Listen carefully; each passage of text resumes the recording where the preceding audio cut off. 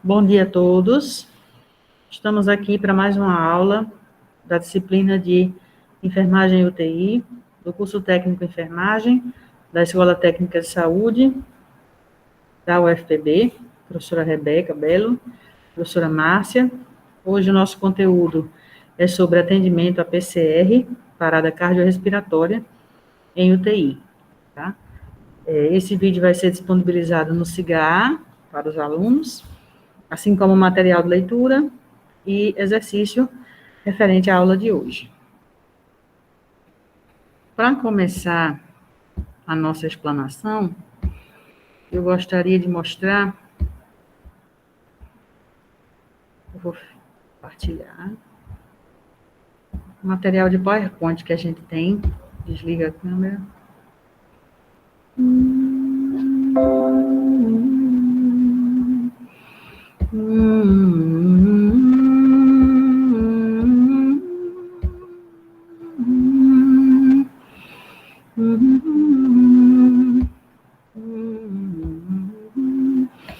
Todos observam a tela? Estão vendo o texto?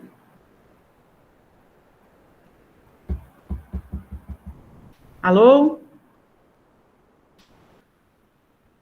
Sim, professora. Certo.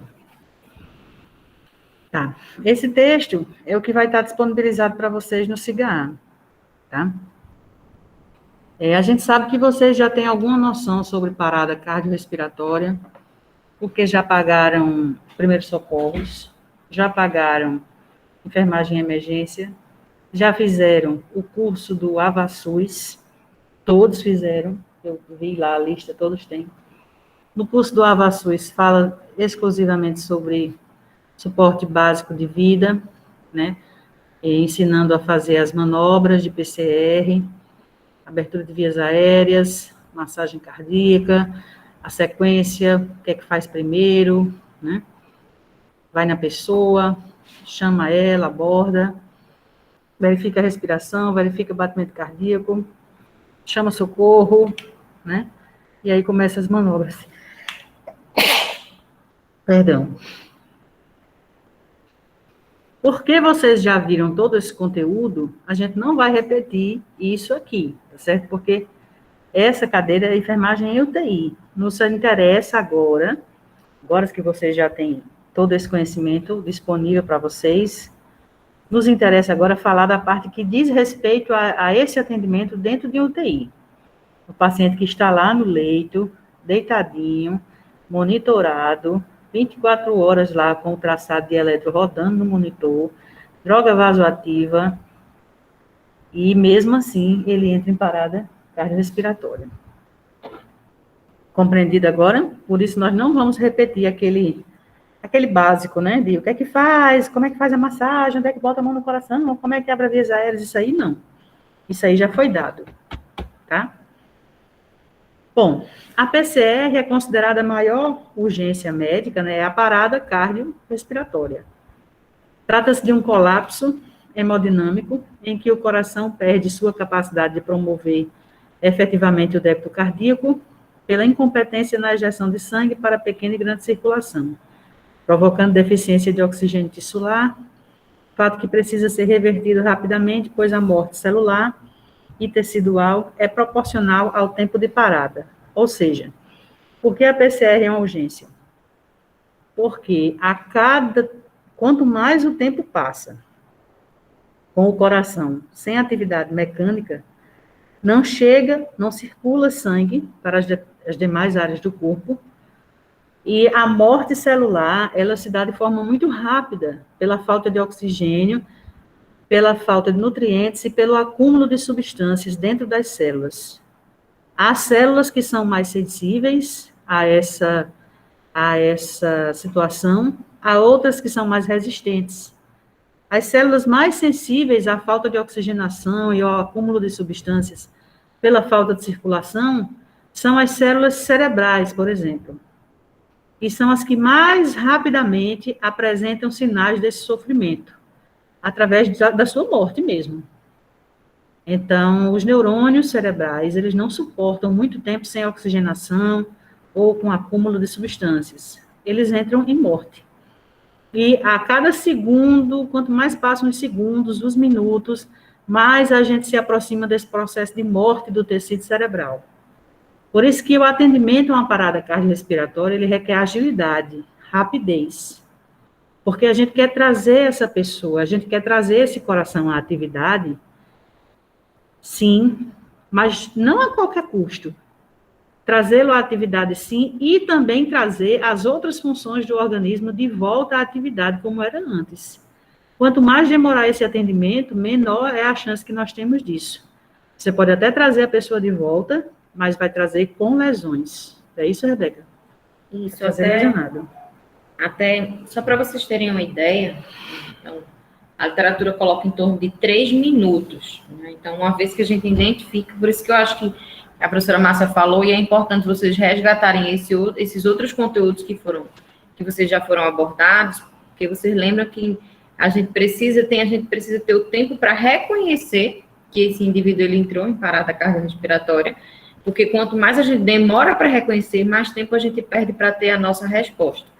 Então, em torno de 3 minutos, mais ou menos, que esse indivíduo ele inicia essa parada, ele já começa a ter um dano cerebral, né? Que são as células que vão ser mais sensíveis a essa falta de oxigenação, falta de nutrientes e, consequentemente, toda a parte do metabolismo em si das células. Então, por isso que a gente precisa rapidamente intervir também ali na UTI. E uma coisa importante da gente frisar é que dentro desse ambiente de terapia intensiva, né, da UTI, esses pacientes, eles já possuem, em sua grande maioria, algumas alterações hemodinâmicas, né? Não sei se vocês lembram que a professora Márcia citou no começo. Então, muitos já fazem algumas medicações que estão ajudando esse coração a funcionar. Então, isso ele já tem a sua própria deficiência ali no momento.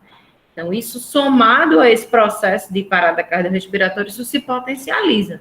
Então, traduz em quê? Em um pior prognóstico, ou seja, a pessoa ela volta, mas volta com sequelas, muitas vezes, que são irreversíveis.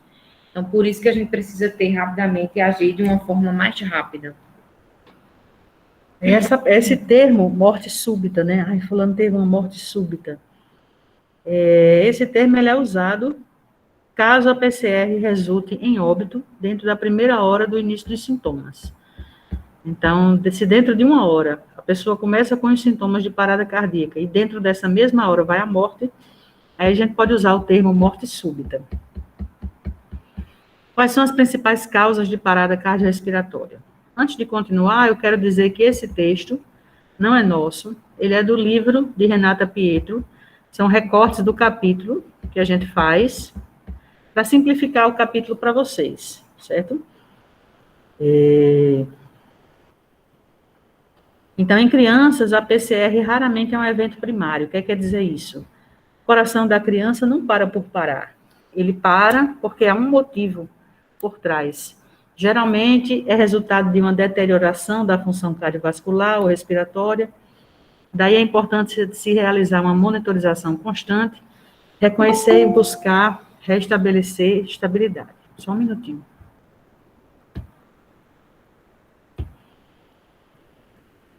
Wallace. Bom dia, Wallace.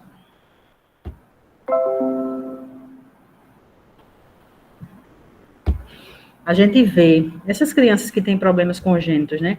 Ou cardiopatias, ou malformações, ou problemas metabólicos. Por conta desses problemas, costumam ter PCR. E por conta dessas PCR, costumam ter danos cerebrais. A gente sempre vê aquelas crianças sindrômicas, com déficit motor, não consegue se mexer, às vezes numa cadeira de roda, deficiência na fala, deficiência no pensamento, né, na cognição, a gente vê muito isso. É que uma coisa vai puxando a outra, gente. Aquela malformação congênita ou aquele problema metabólico levou a uma parada, a parada danificou o tecido cerebral danificado não se recupera, perde a função daquela área cerebral afetada, e aí a criança aparece cada vez com um quadro mais severo, certo? Bom, é o seguinte, a parada cardíaca num adulto, O que leva um adulto a ter uma parada cardíaca são inúmeras coisas, certo? A gente vai pensar no paciente que está na UTI e como reconhecer que esse paciente da UTI está entrando numa parada cardíaca. O paciente da UTI, para reconhecer isso, você não vai usar exatamente aquela sequência de eventos que a gente usou para reconhecer o paciente que entrou em parada na rua. O paciente da UTI, por exemplo, não vai ter uma queda súbita no chão, né? O paciente da UTI, mais do que isso, ele vai estar deitado e com o monitor ligado. E de olho no monitor, você vai saber, ou vai poder reconhecer 4 situações no traçado de eletrocardiograma que são indicações de uma parada cardiorrespiratória. Tá? Então, se seu paciente está na UTI, está entubado, está no ventilador, o ventilador pulmonar está lá soprando o tempo todo dentro da caixa torácica dele. Ele não vai apresentar uma parada respiratória. Ele está entubado e está sendo ventilado. Tá? Ele não vai ter uma dor no peito, gritar, botar a mão no coração e cair. Não vai. Ele está lá deitadinho. O que pode lhe avisar de que ele está tendo uma parada é a mudança no traçado do eletro, com o qual ele está monitorizado. E se você observar bem, você pode perceber aspectos clínicos no corpo dele, certo? A pele mais esbranquiçada, outros sinais que, se você for atento, você percebe. Bom, então nós identificamos 4 modalidades no eletrocardiograma que são características de uma parada cardiorrespiratória. A taquicardia ventricular sem pulso, a fibrilação ventricular, a sistolia e a atividade elétrica sem pulso. Certo? Aqui nessa imagem, pode interromper, né? Certo. Aqui nessa imagem, nós temos embaixo, nós temos um traçado de eletrocardiograma normal. Onda P, intervalinho de passagem da atividade elétrica no nódo atrioventricular, complexo QRS, intervalinho de passagem, onda T, restabelecimento dos ventrículos. Estão lembrados? Sim. Sim, professor. Isso é um traçado de eletro normal. Se o seu paciente lá da UTI está deitadinho e no monitor dele está aparecendo esse traçado, ótimo. Mas se o seu paciente começa a apresentar o seguinte traçado, eu vou lhe dizer o que é que isso significa. Isso aqui significa que o aparelho não está captando nenhuma atividade elétrica vindo desse coração. Não está havendo captação de atividade elétrica. Se não tem atividade elétrica, e é a atividade elétrica quem gera a contração, esse coração está se contraindo? Não. Não. Se não tem atividade elétrica, o aparelho não está captando nenhuma atividade elétrica, e é a atividade elétrica quem causa a contração, então eu posso deduzir que esse coração não está contraindo, certo? Coração que não está contraindo, disse que ele está em parada cardíaca. Parada cardíaca. A este tipo de linha de traçado se dá o nome de assistolia. A é um prefixo que significa sem. E sistolia é a sístole. É a contração do músculo cardíaco. Não tem, é sem contração. E a linha é reta. Nessa hora, o monitor bipa. Chamando sua atenção. Você olha para ele. Tá lá, a linha reta. Você pensa, meu Deus, será que desconectou alguma coisa? Será que soltou alguma coisa? Mas aí você olha para o paciente e você vai ver que o aspecto dele não é o mesmo de quando você chegou no plantão. Ele está apresentando uma clínica, um aspecto clínico de parada cardíaca, que é a palidez, extremidades frias, dificuldade de perfusão, não tem perfusão nas extremidades, bota o dedo na carótida, não tem nada. Nessa hora você já berra. Olha o paciente em parada aqui, minha gente. E na UTI, todos se aproximam, já leva carrinho de parada, já chama o médico que está ali perto também, já começam os procedimentos, certo? Dúvidas em relação a esse traçado de assistolia? Não, professora. Tem até uma dicasinha que o pessoal de UTI normalmente fala, né, que, se eu não me engano, eu acho que é cagada, né? Que aí no K vai ser o cabo, né? Então, por exemplo, se você identificar um traçadozinho desse no monitor, a primeira coisa que você vai olhar é a questão do cabo, né? Se a monitorização, ela de fato está ali refletindo a real atividade elétrica, ou se, por exemplo, tenha tido algum, soltou o eletrodo, ele não está fixo na pele, por isso que de fato está apresentando esse traçado. O G significa o ganho é a questão do tamanho que aquela onda está sendo mostrada. Então, é muito específico para vocês, mas só para vocês terem um exemplo, existem algumas arritmias que o traçado ele é tão pequeno, o ganho ele é tão pequeno, que isso não dá para a gente identificar se tiver no padrão normal. Então, muitas vezes a gente precisa ampliar o ganho do monitor, que é assim, é como se eu dissesse assim, Rebeca está vendo a onda desse tamanho, aumenta o ganho do monitor, dobra o ganho do monitor, né, que é o tamanho que ele vai mostrar. Tamanho da fonte, né? Da fonte, né, como se fosse o tamanho da fonte, da letra.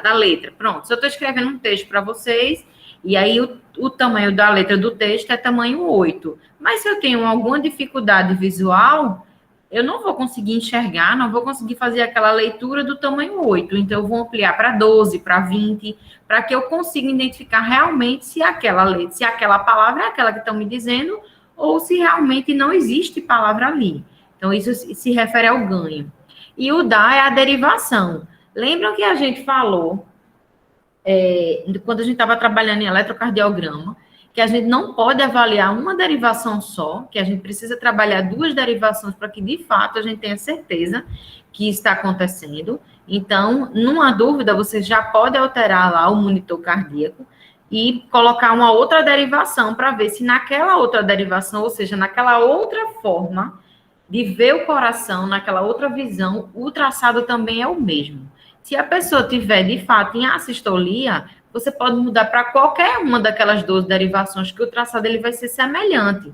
Porque, independente de eu ver a professora Márcia de lado ou ver a professora Márcia de frente, se ela não estiver falando, eu não vou identificar que ela está falando, da mesma forma no coração. Posso mudar para qualquer uma das derivações, posso aumentar o ganho como for, posso conferir o cabo como for, mas o traçado vai ser aquele.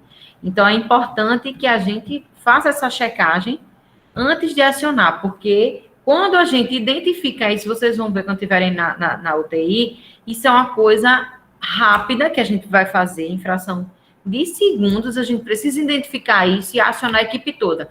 Parada, porque aí a equipe ela já está treinada para isso e já começa toda essa parte de manobra de reanimação. Dúvidas?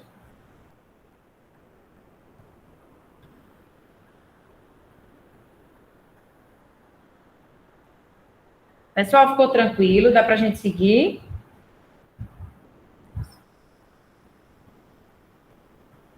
Sim, professor. Pode seguir, professor.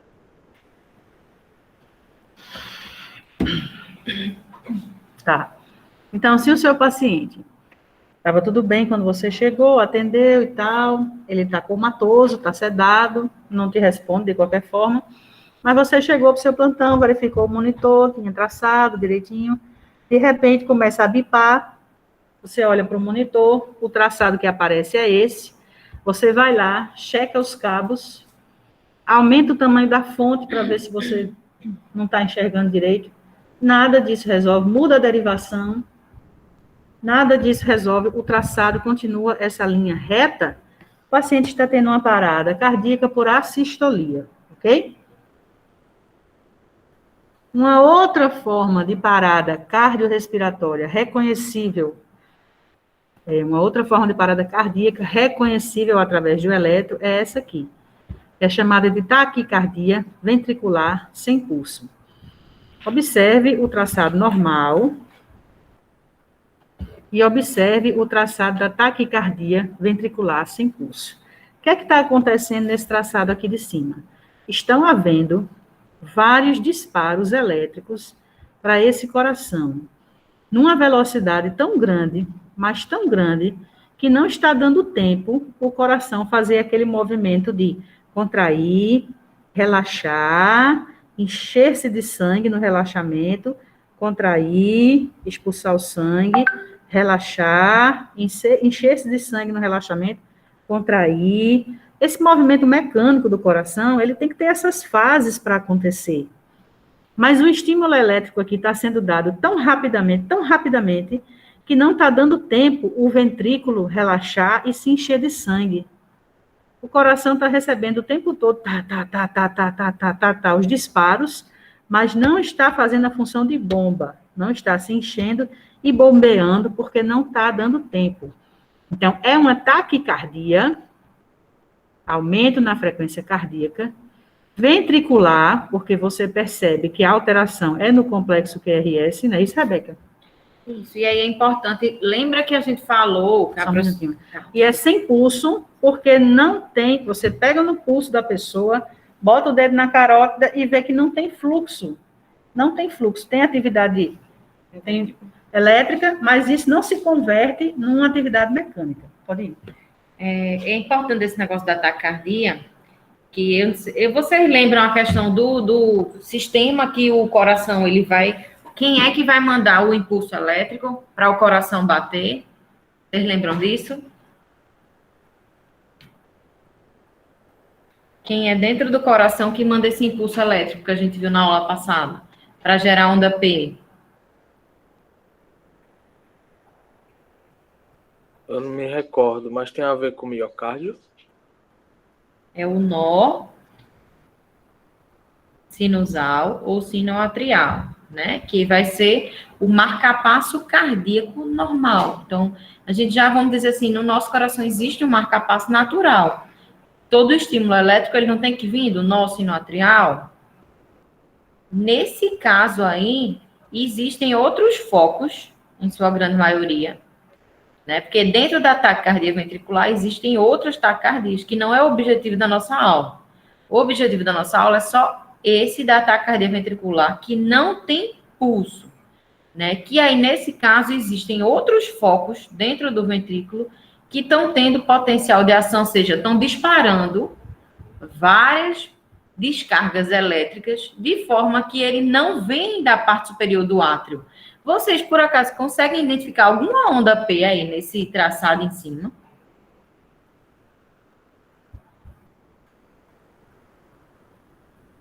Consegue identificar esse traçado normal que está na parte embaixo? Normal não, tá alterado, né, professora? Isso, a gente não consegue identificar a onda P. A gente só vê que tem como se fosse um complexo QRS aí, que em sua característica ele é um complexo alargado. Veja que a onda ela é bem larga. Olha o QRS de baixo. Comparem com o de baixo para vocês verem. QRS é esse aqui, pessoal. Olha a característica do de cima, como ele é largo. Começa onde? Ele, teoricamente, começaria aqui, né, na incisura, e ele tem essa característica, são vários impulsos, né, são atividades elétricas que vão aumentar essa frequência cardíaca, mais ou menos em torno de 120 batimentos por minuto, né, e aí, como a professora Márcia falou, o batimento, ele vai se dar de forma tão rápida que eu não consigo fazer aquele processo todo. Não tem como identificar uma onda P. E isso entra em um colapso, porque o coração, ele está batendo, só que esse sangue, ele não chega no ventrículo de forma suficiente. Então, se não chega de forma suficiente, ele também não sai de forma suficiente. E isso é o que faz com que o coração, ele vá ter o seu colapso hemodinâmico, ou seja, ele não manda sangue para o resto do corpo e ele vai parar. E isso mostra para vocês que estão prestes a se formar profissionais da área de saúde, que é aquela visão que o leigo tem de que uma parada cardíaca é o coração parar totalmente. O leigo, ele pensa isso, parada cardíaca é o coração parar. Você agora sabe que uma parada cardíaca não é exatamente o coração parar. Ele pode estar se comportando de tal forma, que ele não exerce a função que deveria, e isso acaba levando a um colapso. É o caso aqui da taquicardia ventricular sem pulso. Tem atividade elétrica? Tem. Porém, ela não produz uma contração eficaz. A diferença desse para o anterior é que aqui não tem atividade elétrica. Concordam? Sim. Não tem atividade elétrica aqui. O aparelho não está captando. Aqui, o aparelho capta sim a atividade elétrica, mas essa atividade elétrica, ela está disparadamente rápida, de forma a não permitir a função mecânica do coração. É o chamado taquicardia ventricular, porque você vê que a alteração grande que aparece aqui é no QRS, que é justamente o traçado que mostra a passagem do estímulo pelo ventrículo, e sem pulso, porque não produz contração de fato. Vamos para a próxima, ok? Fibrilação ventricular. Observe o traçado normal. Onda P, intervalinho, QRS, intervalinho, onda T. Na fibrilação ventricular, a gente tem sim a passagem do estímulo elétrico, porém, ele não segue essa sequência que vocês estão vendo aqui. Aquela sequência de nó do sino atrial, nó do átrio ventricular, ramos direito e esquerdo, fibras de Purkinje, não segue. Ele está todo distribuído de forma desordenada no tecido cardíaco. Todo desordenado. Ninguém sabe aqui onde é que está passando pelo átrio, onde é que está passando pelo ventrículo, onde é que está passando no nó do átrio ventricular, não sabe. A descarga é dada no coração e não segue aquela sequência. Consequentemente, esse coração, ele não faz aquela função de bomba. Tum-tum, tum-tum, não. Ele treme. Ele não contrai, ele se treme. É a essa tremidinha que dá o nome de fibrilação. Então, tem atividade elétrica? Tem. Ela está sendo passada pelo coração de forma ordenada? Não. Ela está produzindo uma contração? Não. No máximo, o que ela consegue fazer é estimular as células cardíacas, sim, mas não para provocar uma contração eficaz, mas sim contrações isoladas de uma sem coordenação com a outra, que levam a um aspecto tremido do coração, que é o que chama-se de fibrilação. Quer acrescentar? E notem também, comparando com a anterior que a gente viu, ela tem um traçado bem regular. Estão vendo que são ondas aí que não são semelhantes uma com as outras. Tem hora que a onda é pequena, ou seja, que a descarga é pequena, tem hora que a descarga é maior. Vamos acompanhando aqui pelo mouse. Aqui a descarga foi pequena, aqui aumentou a amplitude. Ela não tem uma regularidade. Estão conseguindo observar? Diferentemente dessa taquicardia. Tem estímulo, é largo, mas são semelhantes. Estão vendo? E aqui você vê que isso é uma coisa que ele não tem regularidade, não tem frequência, né? A gente só vai ver lá no monitor uma frequência muito alta. Uma coisa que é uma curiosidade, na verdade, né? Para vocês é que muitas vezes essa condição aqui da taquicardia, ela evolui para essa aqui, fibrilação. E só para vocês terem mais ideia da gravidade, o indivíduo normalmente ele perde a consciência, né, de forma normal, sem ser ali dentro da UTI, nesse caso de paciente inconsciente. Com 4 a 5 segundos de fibrilação, ele perde totalmente a consciência. Para você ver a gravidade dessa arritmia. Aí imagina o indivíduo lá na UTI que está inconsciente, né, que a gente não vai conseguir identificar isso, como a gente vai ter uma consequência grande se a gente não identificar isso no monitor.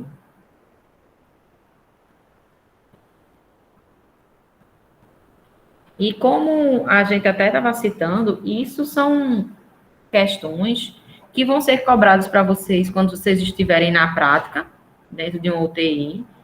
Se vocês estiverem, muitas vezes, em um serviço de atendimento móvel, num SAMU da vida, se vocês estiverem trabalhando, é importante que vocês façam essa identificação, para vocês conduzirem a parada, muitas vezes, que está da comunicação efetiva ali dos profissionais, como também nos concursos. Isso sempre é cobrado.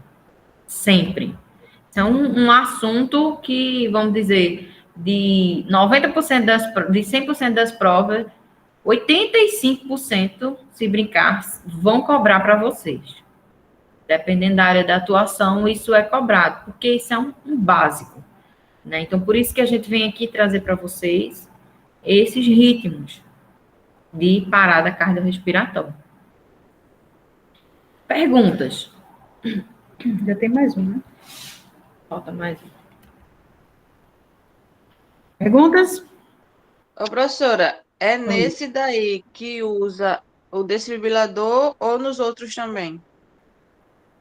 Pronto, a gente falta, na verdade, apresentar mais um para vocês.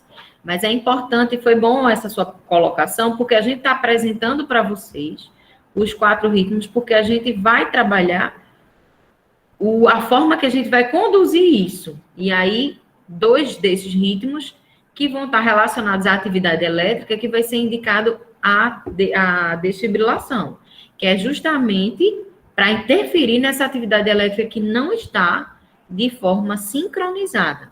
A gente só vai apresentar o último para começar a falar da parte de desfibrilação, certo? Ok. Existe mais um ritmo que também é considerado ritmo de parada cardiorrespiratória. É a chamada atividade elétrica sem pulso. Você vê que é gerado um estímulo elétrico, tá? Essa geração do estímulo elétrico não é no mesmo ritmo de antes. É bem espaçado um do outro, ó. E essa geração, o estímulo passa pelo coração, mas não gera a contração. A corrente elétrica passa, mas ela não gera a contração. É como se houvesse um bloqueio entre a geração da corrente e a resposta das células musculares. Certo? É o que se chama atividade elétrica, sim, olha ela aqui presente, porém sem pulso, não há contração. Você palpa a carótida do paciente, não tem contração. E essa é a característica desse traçado. Quer acrescentar? Bom, então vamos recapitular as imagens, certo? O que é que se quer de um técnico de enfermagem? Primeiro, que ele saiba reconhecer isso aqui. Vocês sabem?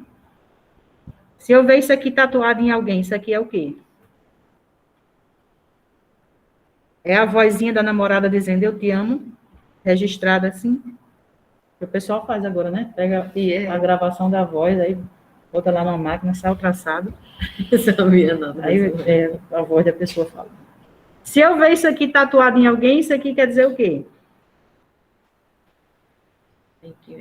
É um traçado. É o traçado da onda elétrica que ocorre a nível do coração, né, professora? Sim. Aí você vai lá e conferir para saber se o tatuador é bom mesmo. Você vai lá e olha, tem onda P, tem o intervalo, o retardo na passagem da onda que acontece no nó do átrio ventricular, tem complexo QRS, que é a passagem do estímulo elétrico pelos ventrículos, tem um estadozinho de repouso e depois o retorno dos ventrículos, esse tatuador é bom mesmo, tá tudo certo.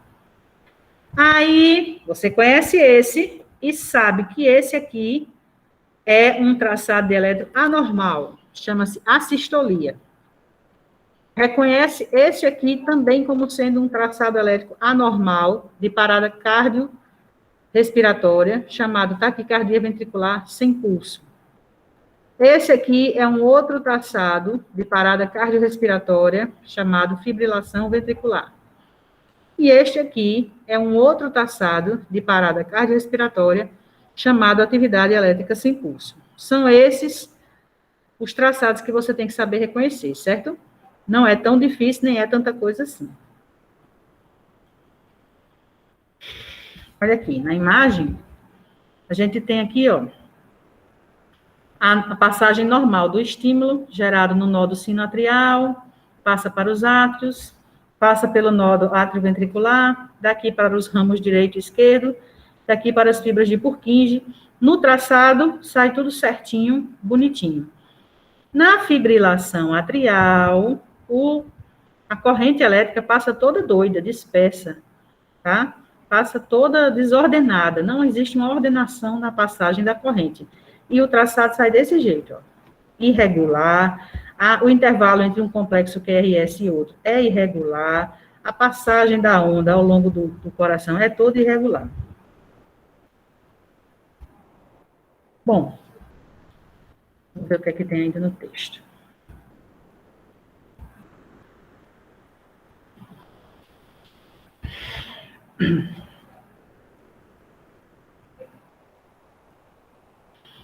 O diagnóstico é clínico, sendo complementado pela eletrocardiografia.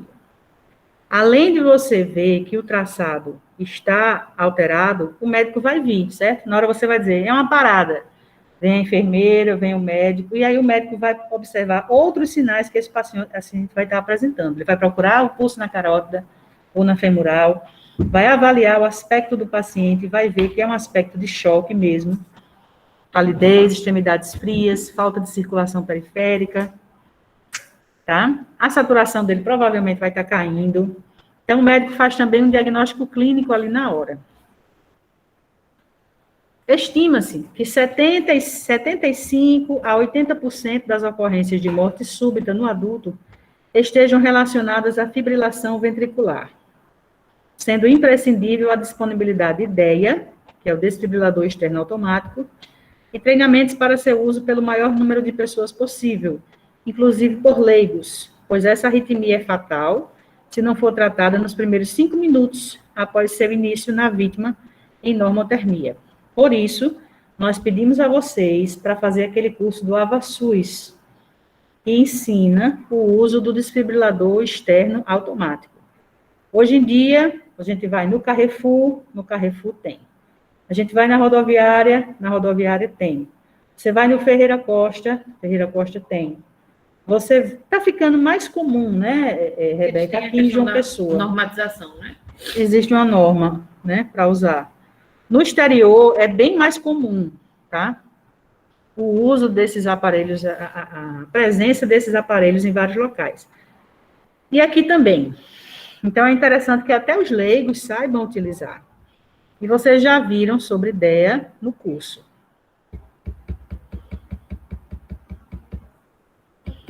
Isso aqui eu não vou falar, viu? É a questão das compressões e tal. Bom, se o problema todo aqui é uma questão, em algumas vezes é uma questão de ou falta de estímulo elétrico ou má passagem desse estímulo elétrico, existe um procedimento que pode ser feito, que é justamente pegar um estímulo elétrico externo e fornecer a esse coração, na intenção de tentar, com essa descarga elétrica, fazer com que ele volte ao estado normal dele, de geração do estímulo, condução e contração. Então, nessa tentativa de tentar restabelecer a ordem neste coração, pode-se usar um estímulo elétrico de fora, vindo de um aparelho chamado desfibrilador. A desfibrilação é indicada para o tratamento de urgência na ocorrência de fibrilação ventricular ou taquicardia ventricular sem pulso.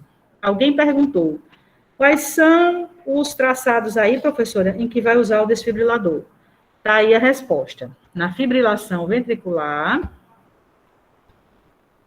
Vamos voltar, né, Beca?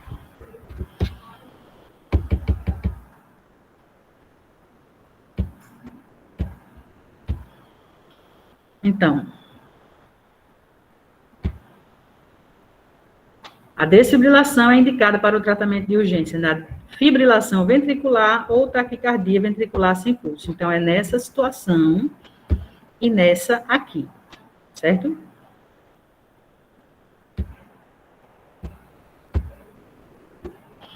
É um procedimento terapêutico que visa a extinção de arritmias por meio de uma descarga elétrica contínua e não sincronizada ao eletrocardiograma.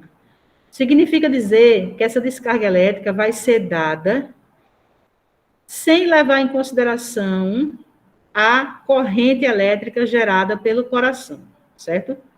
Simplesmente, na hora que se detectar a necessidade, prepara-se tudo e pá, dá-se a descarga elétrica, sem levar em consideração em que momento está a geração de eletricidade própria daquele coração. Eu estou frisando isso porque daqui a pouco eu vou apresentar um outro procedimento, que é a cardioversão, que é um pouquinho diferente da desfibrilação, certo? Mas, por enquanto, gravem que na desfibrilação é dada uma descarga elétrica sem levar em consideração em que momento aquele coração, em que momento da geração de eletricidade daquele coração se encontra. Uma desfibrilação é um procedimento de emergência e almeja provocar uma total despolarização ou assistolia temporária. No adulto, se um desfibrilador bifásico estiver disponível, a energia do choque deve ser entre 120 e 200 joules, conforme as orientações do fabricante. Joule é a unidade de medida elétrica, é a força da descarga elétrica, certo? Então, de 120 a 200 joules. Se o socorrista desconhecer as orientações do fabricante, o choque deverá ser administrado com a energia máxima disponível no aparelho. Se um desfibrilador monofásico estiver disponível, o choque deve ser administrado com 360 joules, assim como os choques subsequentes. Em pediatria, é importante usar um atenuador de carga e que o tamanho das pás seja adequado à vítima, evitando-se que elas sejam sobrepostas. Na seleção da carga para a desfibrilação pediátrica manual, recomenda-se 2 joules por quilo no primeiro choque ou 4 joules por quilo subsequente. Vamos ver na imagem que facilita.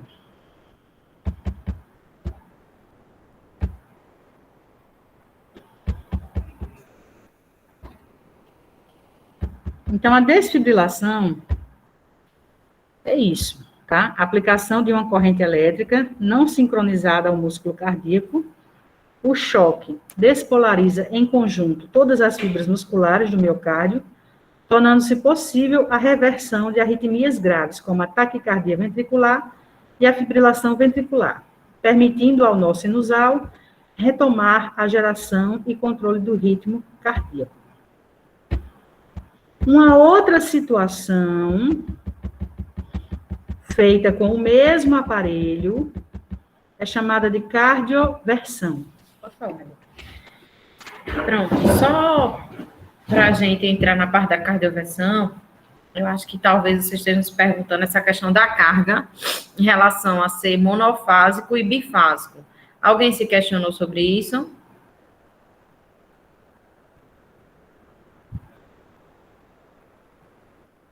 Sobre o que, professora? Não Sobre a carga, porque a carga é diferente, monofásico e bifásico. Alguém se perguntou? Não. Não. Existe, eu estava procurando aqui uma imagem, mas aí eu acho que não tem, a gente vai mostrar quando tiver no aparelho aqui. Existem alguns aparelhos para fazer esse procedimento de desfibrilação, que os mais antigos, né, que a gente fala, eles davam a carga de um lugar só. Embora existiam 2 pás, a carga ela só vinha de um lado só, de um lado só da pá. Então, é o que a gente chamaria de monofásico. Por isso que a carga ela tem que ser maior. Porque daqui que ela consiga passar todo esse processo do fluxo do coração, né? Pegar toda a parte do átrio para os ventrículos e poder seguir aquele objetivo que a gente quer, ele precisa ter uma carga maior. Diferentemente desses outros aparelhos que a gente vê, que são aparelhos bifásicos, ou seja, a carga ela vai ser dos 2 lados. A gente vai mostrar, quando a gente vai fazer uma demonstração aqui da prática com as pás, que a gente, na colocação da pá, a gente vai pegar o coração de cima, né, da sua porção superior, e na porção abaixo, próximo do ápice.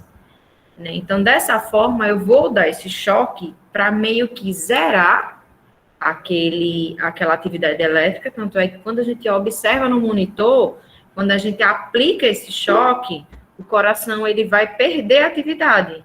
Ele meio que zera e aí depois ele começa a bater novamente. E aí isso a gente vai observando aquela atividade normal que a gente viu. Onda P, complexo QRS, onda T. Se com esse choque que eu apliquei, independente de ser monofásico ou bifásico, essa atividade ela voltar anormal, ou seja, aquela onda que a gente estava identificando inicialmente, ainda esteja fibrilando, né, fazendo a fibrilação ventricular, ou o indivíduo ele ainda esteja em taquicardia, significa dizer que a carga que a gente aplicou não foi suficiente para restabelecer a atividade elétrica normal do coração. E aí aplica-se depois uma nova carga para ver se a gente consegue voltar de fato à atividade normal, né, a atividade elétrica normal do coração. Então, só para vocês diferenciarem que vocês vão encontrar alguns aparelhos que eles são bifásicos e outros que eles são monofásicos. O nosso aqui, do nosso laboratório, é um cardioversor bifásico, ou seja, a carga que a gente vai dar elétrica, ela vai ser inferior, mas se por acaso vocês estiverem em algum interior, da maior parte das vezes a gente vai ver ou hospitais públicos antigos, que não tem um bom suporte, né, que não faz essa troca frequente de equipamento, ou algum interior mais simples, que não tem esse recurso financeiro, então eles usam esse cardioversor monofásico. Isso significa que ele não vai ter ação? Ele tem a mesma ação. Eu vou aumentar a carga e talvez, dependendo da situação, você precise dar várias cargas para você conseguir restabelecer essa atividade elétrica normal. E aí, mais à frente, a gente vai ver alguns cuidados que a gente precisa ter. Por exemplo, quando a gente vai administrando essa carga, é um choque elétrico, né, que a gente vai estar dando ali no paciente. É o mesmo que você dissesse assim, pegando, às vezes, quando você tem um choque, uma descarga elétrica, pega em algum equipamento, alguma coisa que dá, você não tem um choque, né? Se aquela descarga for tão grande, você também pode ter interferência no coração, porque você está sofrendo aquela descarga elétrica. E aí, quando a gente também estiver aplicando no paciente, a gente vai falar mais à frente alguns cuidados que a gente precisa ter também, enquanto equipe, tá? Porque o paciente ele já vai precisar daquela descarga elétrica, né? Só isso que eu queria falar. E aí, a gente vai entrar na parte da outra forma que a gente pode utilizar, que é a cardioversão, tá? Então, na desfibrilação, não interessa, entre aspas, para mim, saber qual é o momento que ele está. Se ele está na onda P, se ele está no QRS, se ele está na onda T. Eu quero salvar o paciente dando aquela descarga para tentar restabelecer o padrão normal.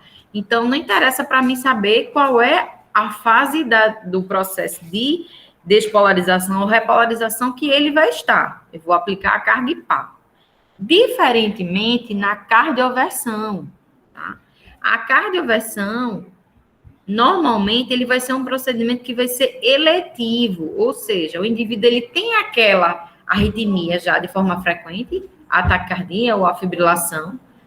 Muitas vezes ele lança a mão de medicações para tentar controlar essas arritmias, em via de regra, normalmente eu já me deparei em algumas situações na minha prática que tinham muitas pessoas que convivem com a fibrilação atrial, né?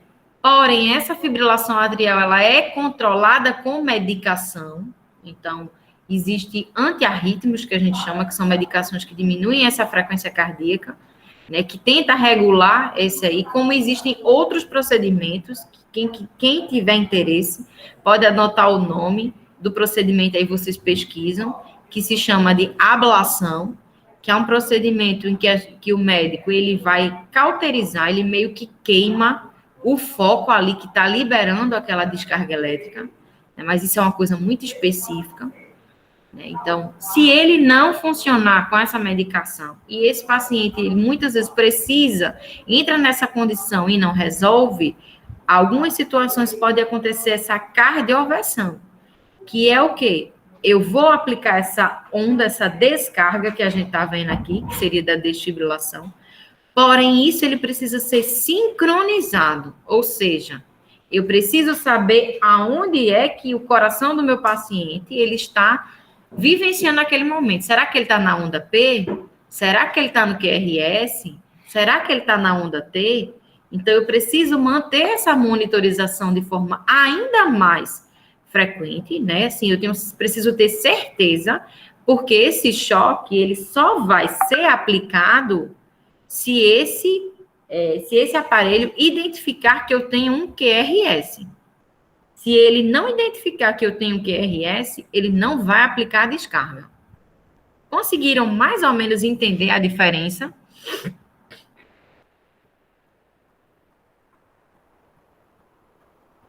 Quem poderia me explicar ao seu modo o que seria uma desfibrilação e uma cardioversão?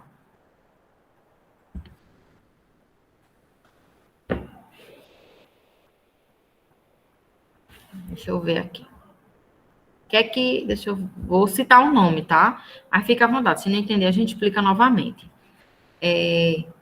Ana Ruth, o que é que para você é uma desfibrilação? O que é que você conseguiu compreender? Professora, mulher, passo para outro.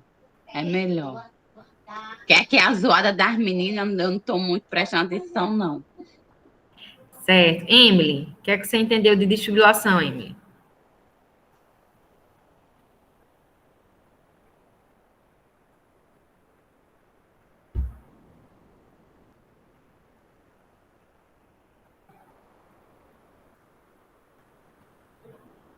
Emily, tá ouvindo?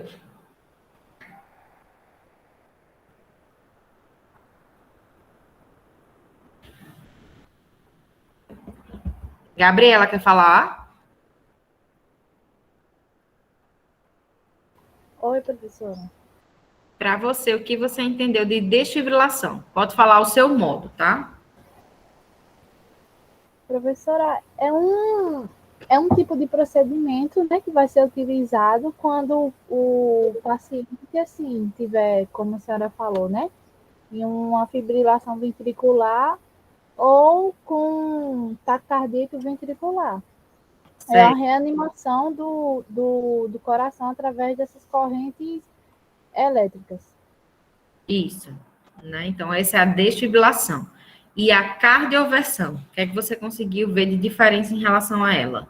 Já que as duas trabalham a parte da utilização de uma corrente, de uma energia que vai ser ali descarregada, né? Aplicada no coração. A cardioversão é aquilo que a senhora falou, que explicou sobre que tem de duas pás e o que tem uma pá só, eu esqueci o nome.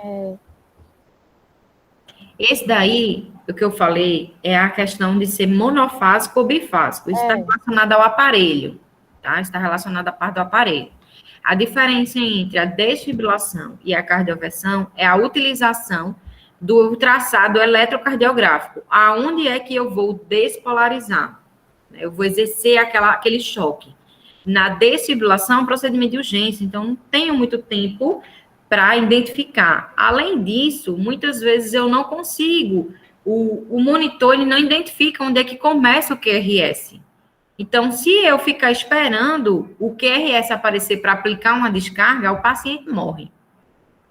Então, por isso que muitas vezes a gente aplica a desfibrilação. Tenho que desfibrilar, tenho que exercer aquela carga, para quê? Para o coração, pá, zera, começa tudo de novo. E muitas vezes, por isso que eu disse a vocês que a cardioversão ela vai ser um procedimento eletivo. Por quê? Porque o paciente ele tem aquele traçado que não é normal, tem aquela arritmia, porém, muitas vezes eu consigo sincronizar. Vocês lembram que quando vocês viram o DEA lá no monitor, no curso do AvaSUS, quando eu coloco as pás no paciente, que teoricamente é igual a essas pás do que a gente utiliza no ambiente hospitalar, só que lá vai ser adesivo, né, e vai aplicar, colocar lá, você cola no paciente e ele vai fazer a leitura. Quando ele faz a leitura do traçado eletrocardiográfico do paciente, ele vai dizer para você, Gabriela, não vai dizer seu nome, né, mas assim, entre aspas, Gabriela, aplica o choque. Ou então, Gabriela, inicia a massagem.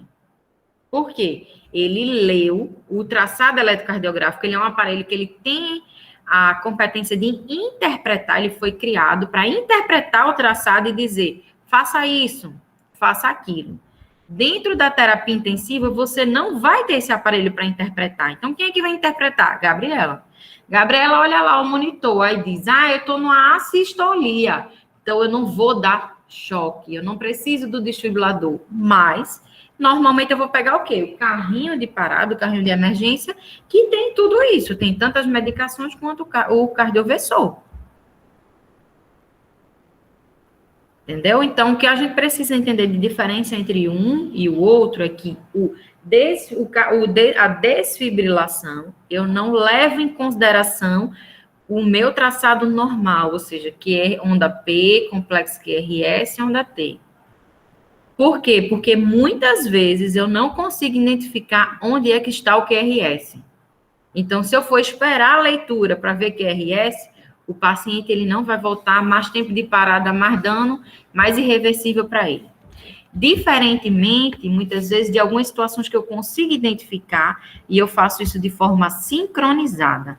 Então, o choque que o médico vai aplicar vai ser justamente ali no QRS. E aí eu aplico esse choque no QRS, aí eu vou seguir a mesma lógica. Aplicou o choque, zera, inicia tudo de novo. Conseguiu entender mais ou menos a diferença? Uma outra coisa a ser dita, deixa eu achar aqui, é que a cardioversão é um procedimento que utiliza o aparelho desfibrilador, porém não é um procedimento de urgência e é feito em ambiente controlado. O paciente é levado para um bloco cirúrgico, tá? Lá ele toma uma sedação, ele é sedado, e então é que o médico faz essa descarga elétrica nele. Tá bom? Às vezes, esse paciente, ele pode ser um paciente de cardiologista, que faz consulta ambulatorial, ou que está internado, mas não está no UTI, tá? Aí o cardiologista faz todos os exames e tal, e diz, não, bom, precisa fazer uma cardioversão, ou seja, eu vou fazer aqui uma tentativa de jogar uma descarga elétrica no seu coração para ver se ele volta a gerar o estímulo elétrico de forma normal. Vamos marcar para depois do feriado, doutor fulano? Seu fulano, depois do feriado, o senhor vem, vou deixar aqui o pedido feito, o senhor autoriza, marca lá no bloco, e o senhor vem depois do feriado. Aí o paciente vai para casa, volta no dia marcado, vai para o bloco cirúrgico, né? Chega em jejum, aquela coisa toda, como se fosse fazer uma cirurgia, deita lá na sala de cirurgia, vem anestesista, seda, vem o cardiologista, liga o aparelho desfibrilador, instala na pessoa, liga o eletrocardiograma e vai acompanhando pelo eletro o momento de gerar a descarga. Vocês percebem como os dois procedimentos são diferentes? Porque este mesmo aparelho, o desfibrilador, é usado em momentos de emergência, quando se detecta que uma pessoa está em parada cardiorrespiratória, por fibrilação ventricular ou taquicardia ventricular, e aí, nessa hora, tá, o médico opta por dar uma descarga elétrica no coração. Outra coisa que muda em relação a um procedimento e outro é o tamanho dessa descarga. Enquanto que na cardioversão a descarga é de 50 a 200 joules, na desfibrilação, 200 até 360 joules. A gente viu que pode começar com 120, não foi? A cardioversão, ela é feita acompanhando-se o traçado do eletrocardiograma, para saber em que momento exatamente a descarga tem que entrar. Na desfibrilação, não existe esse acompanhamento. É dado a descarga e pronto. Tá? Depois é que se vai monitorar para ver se a descarga fez efeito. Mas aqui o médico vai realmente acompanhando. Outra coisa, a cardioversão é feita mediante um termo de consentimento. O paciente vai esclarecido, já vai para o bloco cirúrgico com um termozinho assinado, sabendo que vai passar por esse procedimento. E aqui não, a pessoa foi encontrada na rua, adormecida, e é feito o procedimento conforme se vê a necessidade. Mais alguma coisa?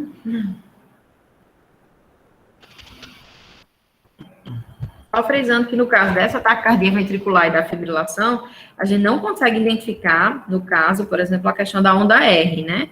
Que no caso da cardioversão, ela vai ser aplicada nesse momento. Por isso que a gente consegue fazer um de forma eletiva e o outro a gente não consegue.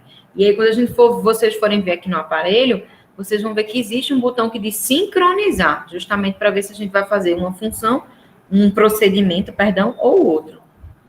Vamos conhecer esse aparelho? Olha, uma parte desse aparelho vocês já conhecem. Já estão bem doutores, né? Que é a parte de monitorização. Que aparelho é esse? É um desfibrilador, certo? É também um monitor cardíaco. Essa parte aqui vocês já conhecem, ó.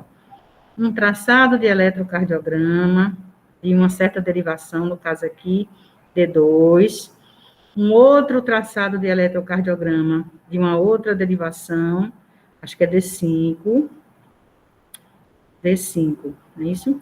Não tem um número não, mas é alguma precordial. Certo. A frequência cardíaca contada a partir do eletro, aqui, a saturação de oxigênio, tá? E quanto tá dando aqui, ó. 83. Aí é o de CO2, que no caso acho que a gente não falou, né? A capnografia. Embaixo a pressão arterial. Uhum. Esse aqui é uma outra medida que vocês não conhecem ainda vamos apresentar, certo? Bom, aqui é a frequência de pulso, medida através do oxímetro. Vejam que são duas frequências. Essa é a cardíaca contada a partir do eletro, essa é a de pulso contada a partir do oxímetro, certo? Esse amarelo, esqueçam, esse aqui, esse 37, que a gente não vai dar isso agora. Aqui, a frequência, a pressão arterial, certo? Ok. Bom, então você veja que esse aparelho ele é bem moderno e ele dá vários parâmetros, mas ele é também um desfibrilador, tá? E aqui a gente vai apresentar as partes dele. Ele é dividido em 3 passos, de acordo com o que se tem que fazer com o aparelho. Primeiro passo, ele pode ser ligado no modo desfibrilador externo automático, tá? E aí ele vai fazer toda a leitura sozinho e vai dizer se é para dar descarga ou não, tá? Se ele disser que é para dar descarga, é aqui nesse botão que você aumenta ou diminui a quantidade de joules. Lembram daquela história? 120 joules, 200 joules, até 360 joules. Aqui o médico vai aumentando, tá? Depois que ele registrar lá o tanto de joules que ele quer, ele aperta aqui e carrega o aparelho. Isso quer dizer o quê? O aparelho vai juntar a energia que ele precisa para dar a descarga. Juntou. Depois que ele tiver juntado a energia, carregado, aí ele vai dizer, estou pronto. Aí o médico aperta aqui e diz, pois descarregue, pá, dispara o choque, tá? Esse choque pode ser disparado aqui, ou também nos botõezinhos que tem aqui nas pás. Aqui são as pás dele, ok? Mas existem aparelhos bem mais simples do que esse aqui, que é o caso do nosso que a gente tem aqui. Mais alguma coisa, Beto? Não, é importante que também nesse aparelho, já falando um pouquinho do nosso cuidado, né? Normalmente a gente verifica quando a gente chega no nosso serviço, seja em UTI, seja na clínica médica, seja no SAMU, a gente sempre confere a questão do aparelho.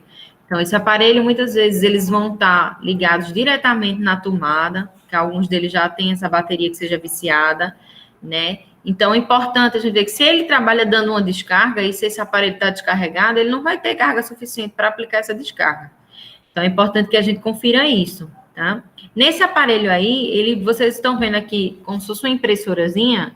Então, normalmente, dependendo do serviço, existe esse fluxo de você conferir, fazer a checagem dele diariamente na entrada do plantão, né? Quando você chega. Porque aí aqui ele sai um relatório dizendo que foi testado todas essas funções e que elas estavam funcionando. Aqui, como foi falado, existe o DEA, né? Que vai ser esse desfibrilador automático, mas também existe o manual.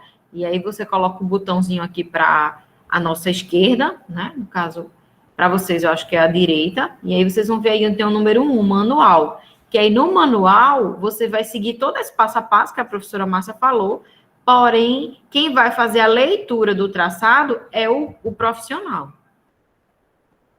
Acho que é só isso. E outra coisa, para você exercer essa função do DEA, nesse tipo de aparelho, tem que vir aquelas pás específicas, tá? Né? Normalmente vem aquela que é para você você colar, descartável, tá? Então, embora ele tenha essa função, normalmente vocês vão ver que só vai ser utilizada a função manual lá no ambiente que vocês estejam inseridos. Alguns cuidados com as pás, tá? Na hora de fazer esse procedimento, tem várias coisas que são da incumbência da enfermagem.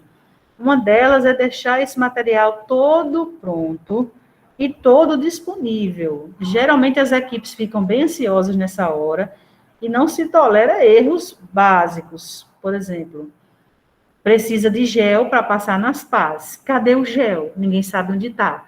Isso é um erro crasso, certo? É um erro que não se tolera e esse tipo de coisa costuma gerar muito estresse dentro da equipe. Portanto, cabe à enfermagem deixar o material todo pronto e disponível. Sempre tem alguém no plantão, além da enfermeira, que é responsável. Às vezes tem um técnico que fica designado no plantão para ver toda a parte de máquina. Uma das coisas que se deve fazer, e que deve estar à mão o tempo todo, é o gel de condução que se coloca nas pás.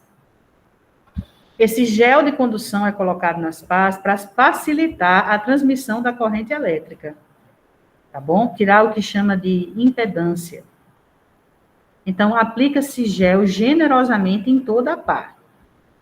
Ok? Para facilitar a passagem da corrente elétrica e para amenizar também a questão das queimaduras, porque esse procedimento, me corrija se eu estiver errado, Rebeca, ele pode causar umas queimaduras na pele também. É uma passagem de uma descarga elétrica. Mas é aquela coisa, né? O risco-benefício. Uma outra coisa que se deve observar é o posicionamento dessas pás sobre o tórax. Veja que uma pá é colocada na mesma altura do coração, porém não sobre ele, ao lado dele, no lado direito do peito. A outra pá é colocada abaixo dele, tá? E mais voltada para a axila. Ok? Essa posição, ela é crucial. Voltar para o escola. Perfeito. Olha no escrito.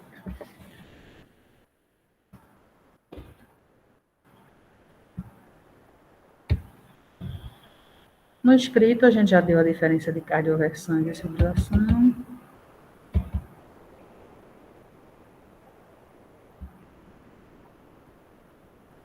Bom, aqui no material escrito de vocês, tem um guideline. O que é guideline? É o passo a passo para se fazer o procedimento, tá? Esse passo a passo é um passo a passo universal, tá bom? Aquilo que vocês já viram no curso do AvaSUS sobre suporte básico de vida, aquela história, né? 30 massagens para 2 ventilações. Aí ele fala tanto de adulto como para criança, ó. Adultos e adolescentes, crianças de 1 ano e bebês. Quais são os procedimentos passo a passo que tem que fazer no suporte básico de vida, ok? A questão da profundidade da compressão, frequência de compressões, posicionamento das mãos, tá aqui para quem quiser revisar, ok? Questão do tórax. Quem quiser revisar, vale a pena. A gente vai botar uma questãozinha, né, Rebeca? Para fazer vocês virem ler esse guideline aqui, para poder fazer a questão. E lembrem-se, é importante frisar que, por melhor que seja a compressão cardíaca, ela corresponde a apenas 30% do trabalho de um coração sadio. Ok? A gente tenta, com a massagem cardíaca, a gente tenta restabelecer como se fosse a função normal, mas é só 30%. Falamos dos equipamentos. Vou mostrar. Bom, existe um carrinho. O carrinho está lá do outro lado. Pega lá. Falando de materiais, existe um carrinho em toda enfermaria ou toda UTI, um carrinho onde a gente concentra os materiais e equipamentos necessários de serem usados numa parada cardiorrespiratória. A gente vai mostrar o nosso carrinho que a Rebeca foi buscar, tá?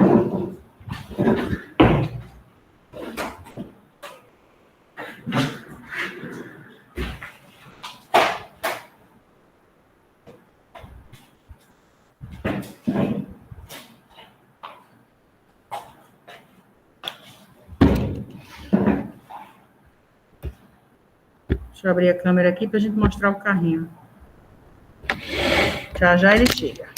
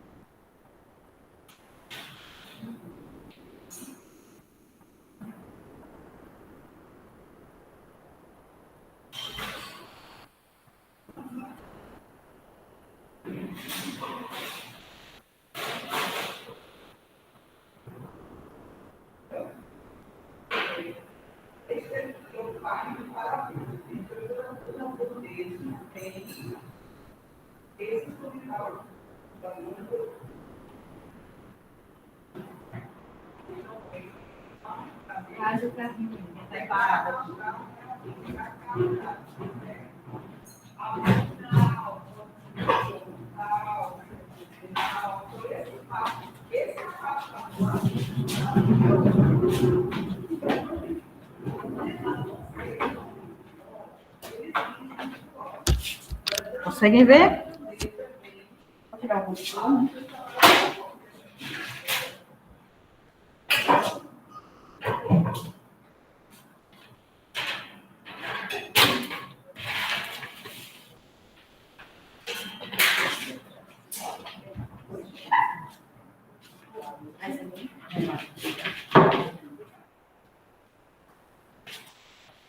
Vou botar ele aqui.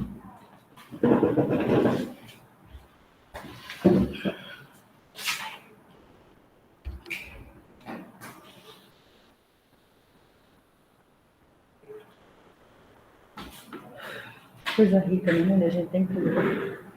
Um carrinho, pega ali o carrinho.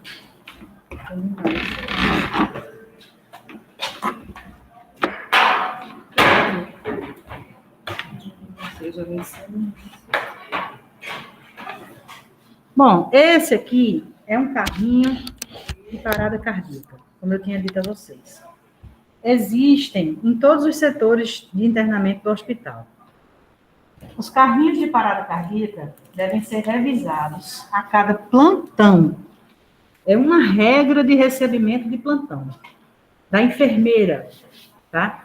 Se ela recebe o plantão, ela deve ir com a colega que está entregando o plantão e conferir o carrinho. Ela não tem que conferir gaveta por gaveta o que é que tem dentro, não, porque essas gavetas, elas vêm com um lacre. Estando o lacre fechado, significa que nada foi retirado e nada foi colocado na gaveta, tá? Ela vem, observa se o desfibrilador está na tomada, se está com bateria, está carregando, se o gel está por ali e observa se o torpedo de oxigênio, estão vendo aqui, ó? Tem um torpedo de oxigênio aqui. Esse é o torpedo de oxigênio de transporte. Ele pode estar disponível no carrinho, tá? O carrinho, ele tem entradas de tomadas elétricas, como vocês estão vendo ali embaixo, ó. Justamente para servir de extensão, tá? Mostra a tábua que vem atrás, Rebeca. Mostra. Ó, então, isso aqui nada mais é... Essas entradas de energia que vocês estão vendo ali são uma espécie de extensão para poder, né, ligar o carrinho, servir de fonte de energia quando necessário. Atrás do carrinho acompanha uma tábua, tá? Essa tábua é colocada nas costas do paciente no momento da massagem cardíaca, justamente para oferecer uma superfície plana para essa massagem, é colocada abaixo do tórax, sob ele, certo? Bom, como eu tinha falado para vocês, esse carrinho ele vem com gavetas lacradas, né? Mas o que é que tem dentro da gaveta? todo carrinho deve possuir, afixado no seu exterior, a lista dos materiais que tem dentro lá e a validade desses materiais. E compete às equipes estarem sempre conferindo a quantidade e validade desses materiais. Então, tem um técnico de enfermagem que é designado pela enfermeira. Fulano, revisa o carrinho hoje no plantão? Aí ele vai revisar, ver se todas essas medicações estão aqui, se todos esses equipamentos estão dentro do carrinho, ver a validade das medicações, trocar as medicações que estiverem ou perto de vencer, ou já vencidas, por medicações dentro da validade, fazer tudo isso, checar e anotar no relatório de plantão. Quando vocês estiverem aqui, vocês vão ter a oportunidade de ver que o nosso carrinho tem tudo isso. Claro que é fictício, mas tá lá, tudo anotadinho como deveria ser, tá bom? Um carrinho de verdade. Fica aí em cima para todo mundo ver. Tem mais um? Pronto, tá aqui mostrando só a parte do equipamento em si. Deixa eu botar aqui. Baixa só um pouquinho. Aqui assim. Acho que tá dando para ver o cardioversor aí. Tá. Pronto, então esse aqui é outro modelo, tá, de cardioversor, onde eles vão ter as funções, dependendo do seu modelo, funções semelhantes. Por exemplo, esse daqui, ele tem a função do DEA, que é aquele desfibrilador externo automático, né? Então, aqui ele tem a função, a gente precisa assinalar. Então, para ter a função do DEA, eu preciso ter aquelas pás descartáveis que vão colar sobre o tórax do paciente, naquelas duas posições que a gente viu, no ápice e no externo, e ele vai fazer a leitura e fazer o DEA. Aqui vocês conseguem observar que está apresentando um traçado eletrocardiográfico, né? Estão conseguindo ver que tem um ECG. Tá vendo? No monitor. Sim. Então, aqui mostra o traçado lá do nosso paciente. Aqui vai ter as nossas pás, tá? As pás, tirando ela para mostrar para vocês, elas vão ter aquela parte metálica que vai exercer a carga. Aqui a gente vai colocar o gel de condutor nos dois lados. Aqui vai ter, ela coloca a sua posição onde ela deve ficar. Então, essa aqui é no ápice, né? E a outra vai ser na posição do externo. Então, aqui no lado direito e aqui no lado esquerdo, naquela posição que a gente viu na imagem. Oi? E aqui vai ter aqueles botõezinhos que a gente falou que vai exercer a descarga, tá? Quando eu apertar esses botões, ele vai dar a descarga. E existe também a forma de você aplicar a descarga aqui na própria, no próprio aparelho, que vai ser aqui, a questão da carga para você, aqui nesse caso, nesse item aqui. Ah, pronto, ele tem um manequinzinho para a gente aplicar. A gente vai aplicar a descarga aqui para vocês verem. Né? Só colocar as pás, tá. Então, aqui a gente vai aplicar a primeira pá, próximo do externo. Aqui ele vai ter, no caso, eu inverti, tá? Deixa eu trocar o lado. Ele vai ter, finalizando. Aqui vai ter o nome ápice, tá vendo? Apex. A gente vai perto do ápice. E aqui a gente vai para lá, para o externo. Então, ele vai pegar o coração nesse sentido. E aí, quando a gente puder aplicar, a gente vai pressionar o botão e vai aplicar essa descarga. Se a gente pode aplicar aqui, já que está em menos, em 10, apertando só para mostrar ou não? No próprio aparelho, pode. Porque aí, uma coisa que a gente normalmente faz no teste, quando a gente está lá, a gente bota, carrega com uma carga baixa e aplica.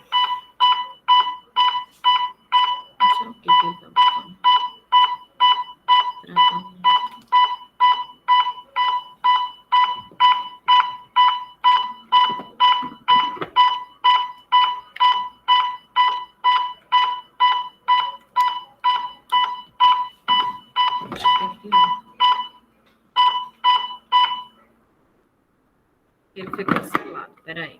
Vou aplicar. Ele não está com bateria, só funciona ligado à tomada, certo? Ele não está na tomada, não? Tá. Tá, não?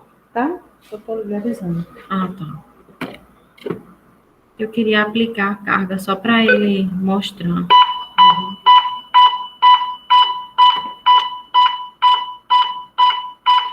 estão vendo aqui no monitor, ele vai disparar e solta. Que às vezes tem uns que carregam. E ele... Ah, porque tem aqui, ó.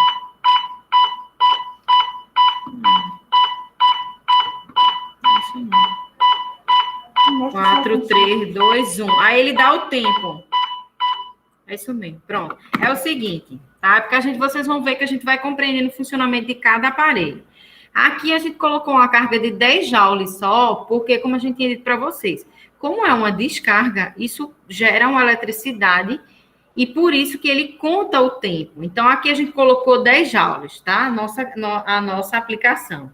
Então, quando eu vou usar a pá, eu vou carregar a pá. Então, aqui eu vou pressionar nesses botões. Pressionando os botões, pronto, ele vai realizar o disparo. Ele dá 29 segundos aqui para eu dizer, afasta, Márcia, ninguém está encostado na cama, ninguém está encostado no paciente, porque a partir do momento que eu exercer essa descarga, ninguém vai levar choque. Então, esse é mais ou menos o tempo de segurança que ele dá para que todos os profissionais eles tenham segurança em relação ao ambiente. Aí, dando esse tempo, ele vai exercer a carga. Aqui ele foi cancelado porque não tem um paciente. Mas se tivesse paciente, esse choque seria aplicado. Mas agora eu entendi o funcionamento dele aqui nesse sentido. Por isso que ele estava bipando. Ele está avisando que vai ser aplicada aquela carga e que todo mundo entre em contato, faça aquela comunicação efetiva. Aí, quando for administrado o choque, aí normalmente o médico que está lá, no posicionamento das pás, ele choque administrado. Aí ele segue com esse processo de reanimação. Esse aparelho, ele tem vários modos de trabalho. Aqui você vê, nessa janelinha amarela, que ele tem um modo DEA, desfibrilador externo automático. Se a gente quiser, instala ele no paciente, tá? Modo DEA ausente. Instala no paciente e ele faria a leitura DEA, ou seja, faria a leitura no automático. Mas, para isso, esse módulo DEA teria que estar instalado no aparelho. Eu acho que não está. Não. Isso é um módulo que se compra à parte, certo? Ele tem o modo desfibrilador, que é essa sequência que vocês viram, ó, coloca as pás captam o traçado de eletro, vem os 3 passos, selecionar, carregar e disparar, tá? E tem esse outro modo aqui, que é o uso de marca-passos externos, tá? É possível fazer a sincronização, olha aqui o botãozinho, tá vendo? É possível escolher o momento que o médico quer sincronizar.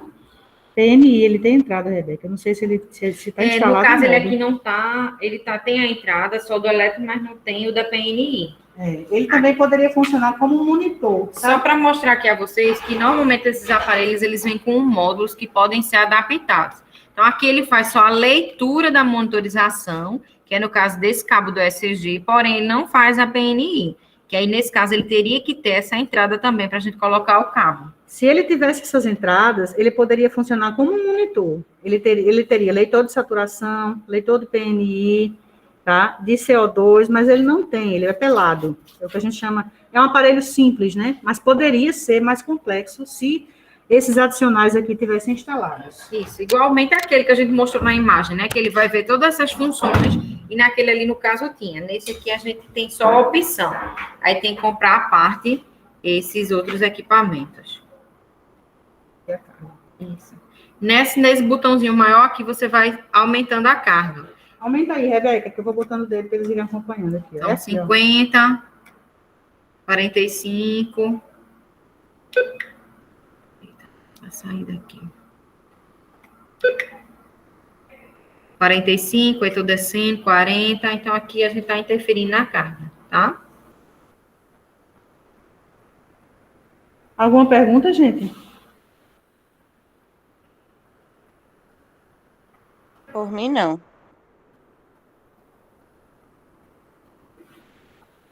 Então, aqui ele vai ter essa função. Aqui, vocês conseguem ver que também existe uma coisa diferente em relação, por exemplo, a indivíduos que têm marca-passo, né? Que são indivíduos que vão ter um dispositivo, que vão estar realizando essa questão dos disparos, controlando se por acaso o coração não estiver funcionando direito, precisa desse disparo ali no ventrículo, né? Em qualquer momento, ele vai ter essa parte da sincronização. Então, para que a gente não interfira nessa atividade do marca-passo, nessa sincronia do marca-passo, aqui ele tem uma função, né, que ele bota aqui do marca-passo, mas normalmente, para a gente ter ideia, eles pedem para colocar cerca de 8 centímetros de distância do marca-passo. Porque se você exercer um choque em cima de um marca-passo, o marca-passo ele vai desprogramar. O marca-passo é como se fosse um celular. Se a gente, vamos dizer que a gente joga o celular na água. Pronto, a gente vai falar do marca-passo, mas só para mostrar que você pode exercer a função do desfibrilador também em pessoas que têm marca-passo.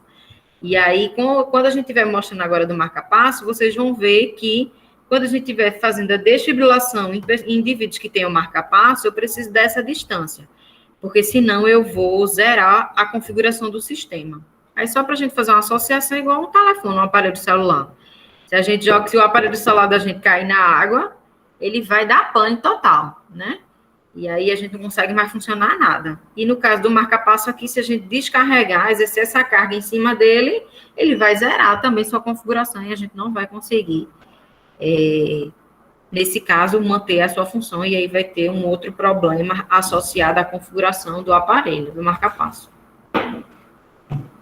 Dúvidas em relação a isso? Mais alguma pergunta?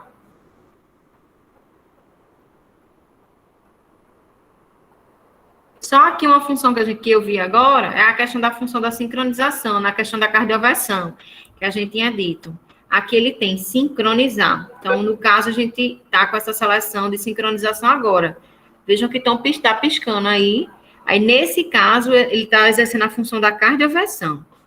Se for, por exemplo, uma fibrilação ventricular e um ataque cardíaco ventricular, e por acaso esse botão tiver selecionado sincronizar, ele não vai conseguir aplicar o choque, porque ele não está identificando lá o complexo QRS para poder aplicar sobre a onda R, tá? Então, por causa disso, numa situação dessa, a gente tem que também verificar isso. Então, nesse caso, se fosse uma situação de emergência aqui, a gente precisa tirar essa seleção, e aí ele vai exercer a função que a gente quer de desfibrilação em vez de cardioversão. Ok? Ok. Vamos para...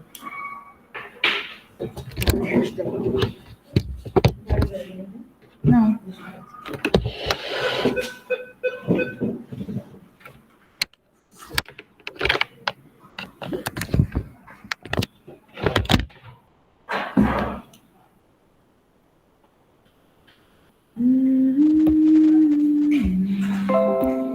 Deixa eu ver o que é que falta.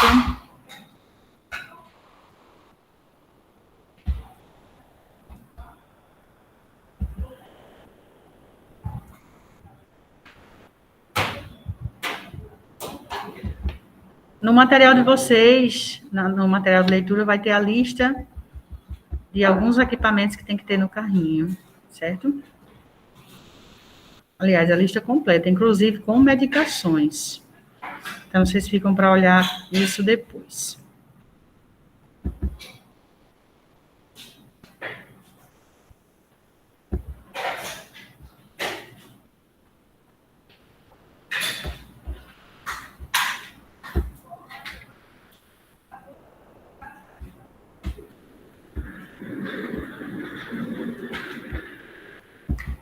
Deixa eu olhar aqui a programação.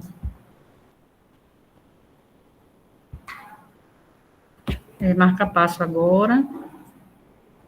Depois a gente dá os cuidados pós-reanimação. Vamos lá. Gente, olha só.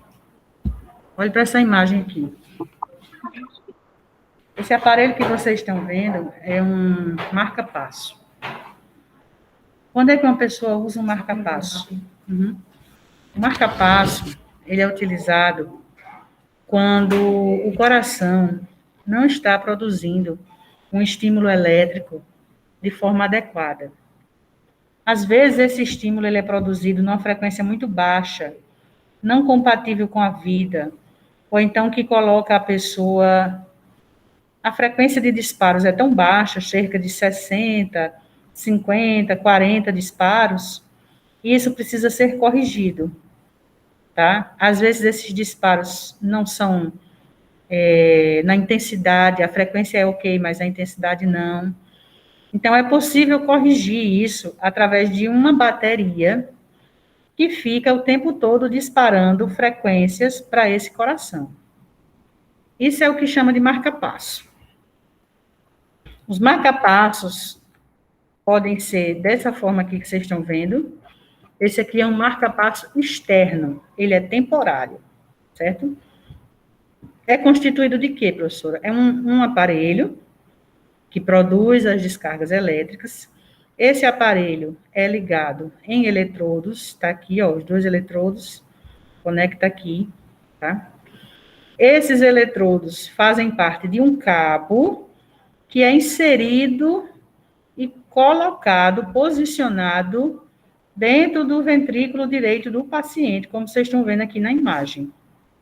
Então, o aparelho gerador fica fora, o cabo é introduzido pelo tórax, aqui o corte, ó. Esse aqui é o corte no local da introdução, através da veia cava superior. E aí, a ponta desse eletrodo encosta lá no átrio direito do coração.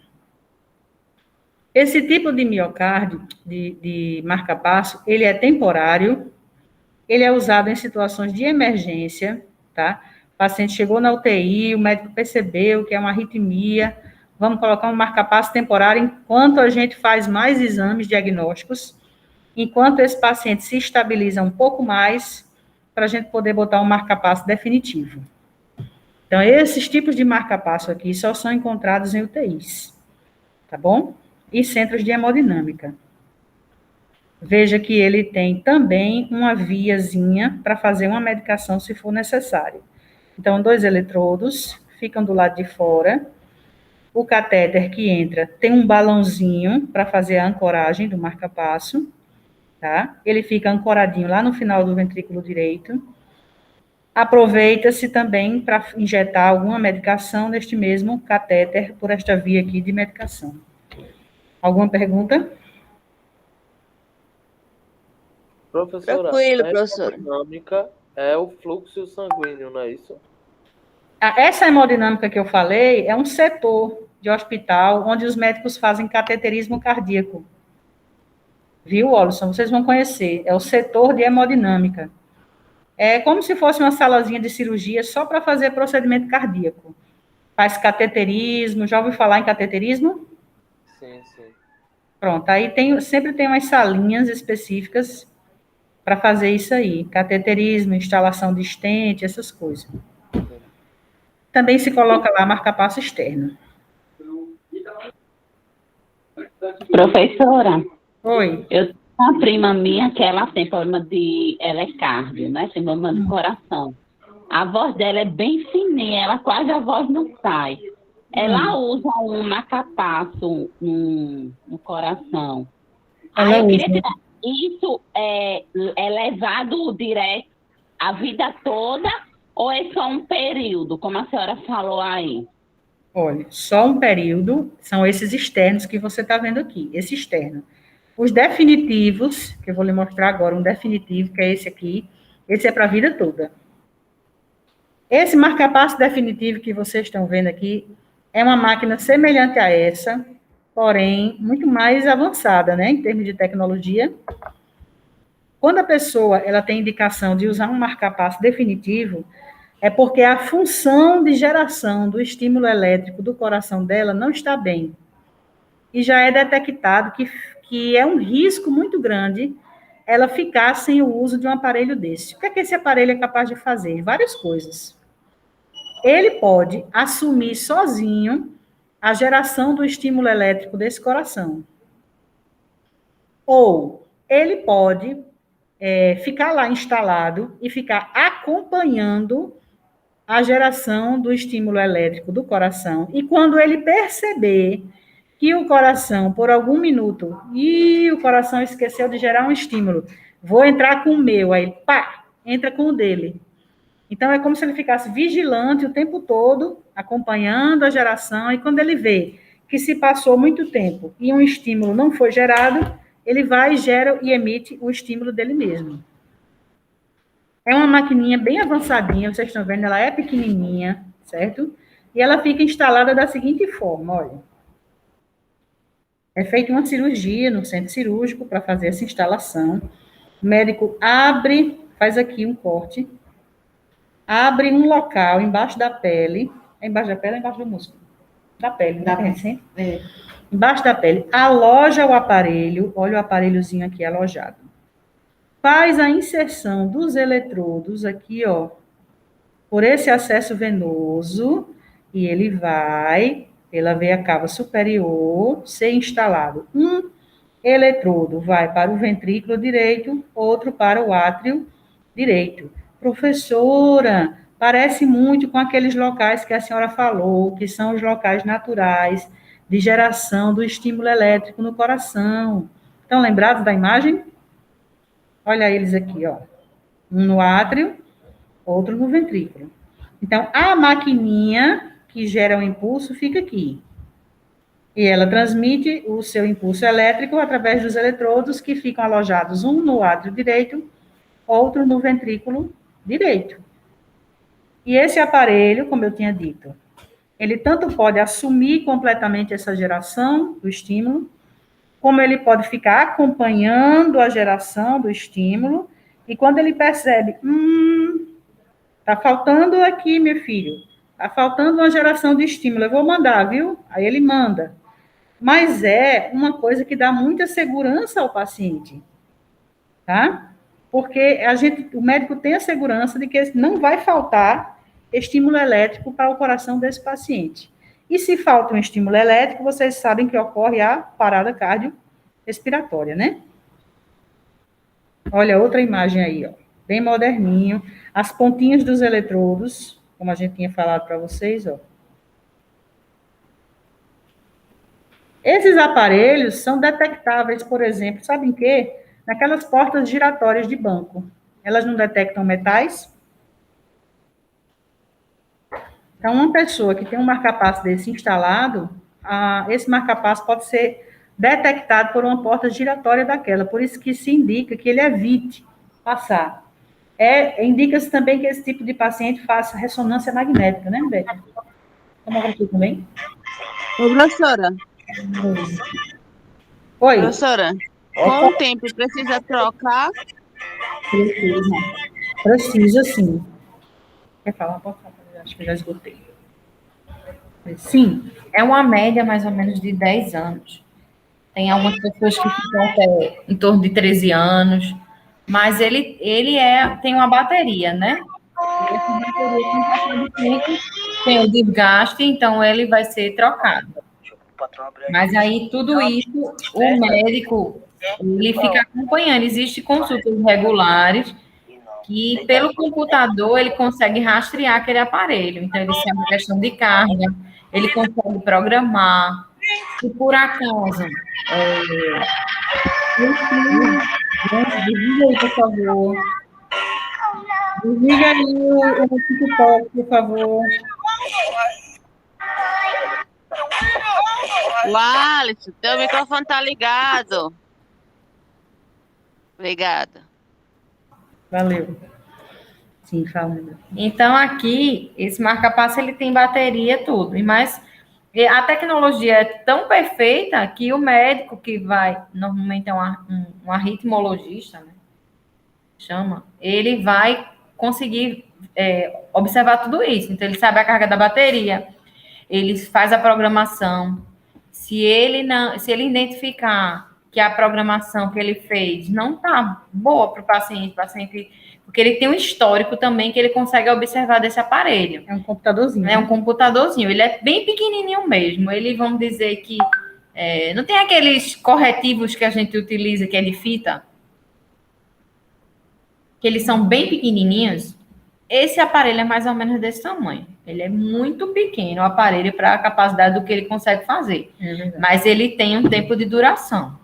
E é caro, né, minha gente? Muito caro. E isso é financiado pelo SUS, tá? Então, o SUS, ele coloca todos esses aparelhos, faz a monitorização. Os pacientes, eles são regularmente acompanhados. é feita a substituição, né? Então, tudo isso foi um ganho que nós tivemos aí com o nosso Sistema Único de Saúde. Isso, aqui na imagem, a gente vê num paciente magrinho, marca-passo instalado embaixo da pele. É bem fácil de visualizar no paciente magrinho, certo? Às vezes, é possível ouvir o marca-passo trabalhando. Ele faz o som de um reloginho. Tic-tac, tic-tac, tic-tac. Principalmente quando eles estão velhinhos, os mais antigos. Costumam fazer, pode fazer um barulhinho se ele estiver já bom, assim, de precisar de um reparo. Pode acontecer dele precisar de um reparo, né? Que é uma máquina, mas é visível, tá? Aqui nessa... E só nesse caso, só para vocês verem por essa imagem, por isso que a gente estava falando da questão do desfibrilador. Porque imagina eu colocar uma pá do desfibrilador em cima desse marca-passo. Não pode. Qual é o local de colocação da pá? Aqui, ó, no lado direito. Uma no lado direito, a outra aqui no ápice, né? Que aí, no caso, mais ou menos uma distância de 8 centímetros, essa parte do ápice, para não dar descarga em cima do aparelho. Como ele é um aparelho eletrônico, né? Se eu der descarga, ele vai sofrer pane, então toda aquela programação que foi feita, ela vai zerar. E aí o paciente, ele não vai ter aquela segurança de dizer assim, ah, não, se o meu coração falhar, eu tenho uma máquina que entra. Não, nesse caso, não. Uhum. Então, vejam só, aqui está o marca-passo, embaixo da pele, por isso que aparece no raio-x, os fios e eletrodos, a inserção deles dentro da pele, né? Isso aqui já é dentro do vaso sanguíneo, que vai levar até a veia cava superior, e aqui ele chegando já no ventrículo direito. Um coração bem grande, viu? Não é grandão? É, deve ser Chaves. Certo? Professora, essas cirurgias de colocar marca-passo no HU faz? Acho que sim, tem um setor de hemodinâmica lá. Tem sim. Lá tem um setor de hemodinâmica que faz esse tipo de coisa. É para fazer. Ah, porque minhas meninas, elas tiveram acompanhamento até quase um ano. Até quase um ano fazendo acompanhamento com cardiologista, porque elas nasceram com sopro. Sim. Sopro no coração. Aí fizeram acompanhamento até um ano para ver se fechava. Aí um dos médicos, né, disse que se caso, né, fechasse, elas iam ser encaminhadas para um hospital que tem lá em Pernambuco, em Recife, um hospital especializado a respeito de crianças, né, pediatria de crianças com forma de cardio no coração. É porque nesse caso daí em específico é o PROCAP, provavelmente é o hospital que ele falou, que é o Pronto-Socorro Cardiológico de Pernambuco. E ele é um hospital que ele é referência na área de cirurgia cardíaca pediátrica. Doenças, cardiopatias, na verdade, cardiopatias congênitas. E ele faz parte de uma lista que a gente chama de, acho que é CNRAC. É como se fosse um sistema nacional, que no Brasil tem, para dar suporte nisso. Aí, como no caso delas era a parte de cardiopatia congênita, pediátrica, então elas poderiam ser direcionadas para lá. Mas nesse caso específico do marca-passo, não necessariamente. Em alguns locais eles implantam, tem outros hospitais que fazem a implantação desse marca-passo. Entendi, obrigada, professora. Do externo. Tá. Deixa eu mostrar aqui. Isso. Né? Isso. Nesse daí, falou da mexer, essas coisas? Não. Só que uma curiosidade para vocês, aí isso é um marca-passo externo, né? Então, por exemplo, vamos dizer que a gente descobriu agora que eu vou futuramente precisar de um marca-passo daquele, que é um marca-passo definitivo. Ou, por exemplo, meu coração voltou da parada cardíaca, meu coração está muito fraco, tem algum problema ali, né, que o médico vai investigar e precisa desse marca-passo para garantir o mínimo de frequência cardíaca ali possível. E aí eles colocam normalmente esse marca-passo externo, né? E aí esse marca-passo externo é importante que vocês, quando estiverem prestando os cuidados lá no paciente, vocês observem a questão de bateria. Ele é a pilha, né? Então, se ele é a pilha, muitas vezes essa pilha ela desgasta ou com uso ou não troca. E aí imagina a situação da pilha descarregar na hora que o paciente de vocês está lá. Então, descarregou, o aparelho ele não vai gerar nenhum estímulo. Então, o paciente ele perdeu a função do marca-passo externo. Então, vocês estiverem lá prestando os cuidados, que perceberem que tem algum paciente com marca-passo externo, dá uma olhadinha aí nessa parte externa do aparelho. Existem algumas funções que precisam ir mais a fundo, mas observe, por exemplo, se a bateria está ligada, né? Se ele está funcionando, se está sinalizando para você, por exemplo, que a pilha está baixa. Porque lembre-se que se ele desligar, se a pilha descarregar, o paciente perdeu totalmente o estímulo. E aí o paciente ele pode ter a parada. Se for a causa da parada dele, for alguma alteração em relação a essa parte de elétrica, ele pode. Então, é um cuidado nosso, muitas vezes, tá? E existem também, só para critério de curiosidade para vocês, que vocês podem se deparar na UTI, é um marca-passo que a gente chama de marca-passo epicárdico, que é um marca-passo que vocês vão ver muito paciente que vem de cirurgia cardíaca, né, que vai ser um eletrodozinho semelhante àquele que vocês viram no definitivo, só que o médico, ele vai colocar direto no músculo lá, né, no músculo cardíaco, e se por acaso ele precisar fazer algum estímulo, ele vai utilizar esse marca-passo, esse aparelhozinho aqui, que vocês, esse aparelhozinho que vai estar aqui. Então, vocês podem se deparar com algumas situações dentro da UTI, se for UTI especializada cirúrgica, de paciente que vem com esse marca-passo epicárdico, que vai ser um fio, para vocês, o que vocês vão conseguir ver é um fio azul. Pronto, a professora Márcia vai procurar aqui, só para vocês verem. O que vocês vão conseguirem ver é um fiozinho azul, que vai estar externamente para vocês, e que ele vai funcionar como um marca-passo, né? Desde que ele esteja ligado a um equipamento, né? A função dele é essa. Só aqui mostrando a posição dele. Esse daqui, mas eu queria ver a imagem dele no paciente mesmo, para eles verem. Parece aqueles fiozinhos de fio. É. Só para a gente ver como é que vai ver.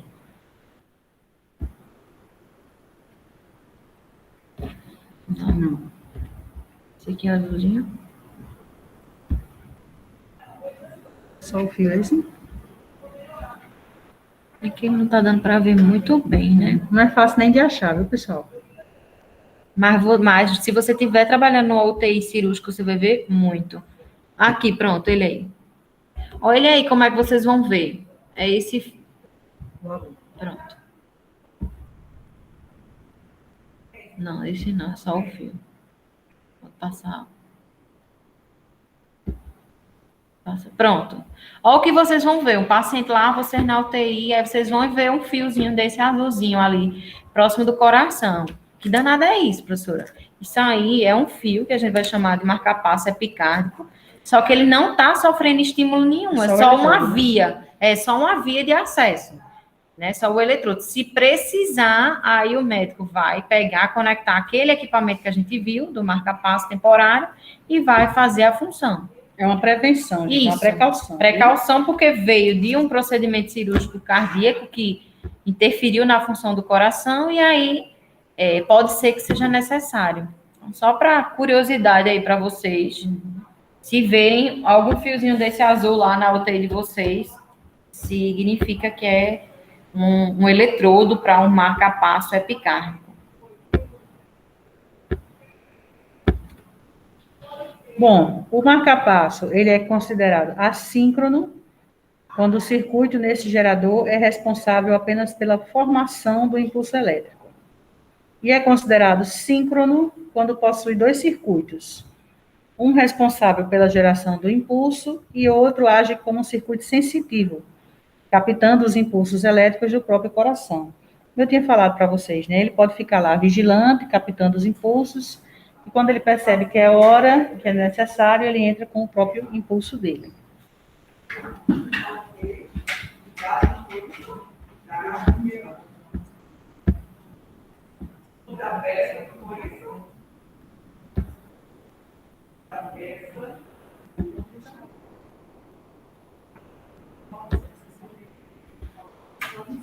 Bom,